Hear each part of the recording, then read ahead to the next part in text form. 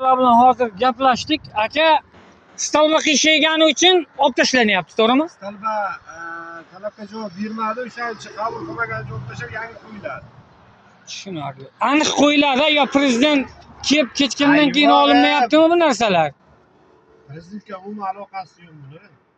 Aloqasi yo'q. Demak, mana bu qo'yilgan stalbalar O'shanaqa qo'yiladi.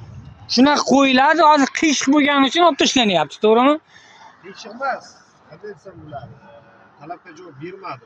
Qanday talabga javob bermaganda? Past, baland, Farqi bor-da, o'zi sal o'zkeyroq chiqqan. muskilroq chiqqan, tushunarli. Jizzaxdan kelish, Paxtakorga ketish yo'nalishi. Paxtakordan kelish Jizzaxga qarab ketish yo'nalishida quyosh fanerlar yechib olinyapti mana.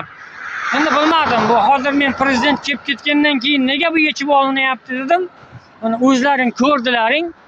Do'stlar, mana bu yoq Paxtakorga qarab ketish, Jizzaxga qarab ketish, kelish. Mashina nomeri 25G385AO. Mana bu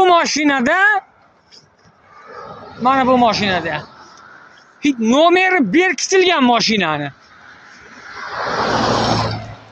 Men bir narsaga hayron bo'ldim. Mashinani nomerini nima uchun berkitib qo'yibsizlar? Tegmay. Sikamaga mashinaga tegib. Bu tak bo'ldi. Tegimman aka, jamoatchilik nazoratidan video blogerman. Javob berasan hozir. Tegmagin mashina. Hozir javob berasan. Mashinaga Gay chaqiringlar, gay. Nima uchun buni nomeri berkitilgan? Chaqir, gayin chaqir bor. Nima uchun? Qarasang ko'zing ochib qaraydi. Orqa tomondan kelayotgan nomerni berkitib qo'yibdi mana. Mashinaga tegmagin, qo'ling sindiramaydi. Gaplashamiz hozir. Gaplashsang xo'jayinlar bilan. Tak bo'ldi.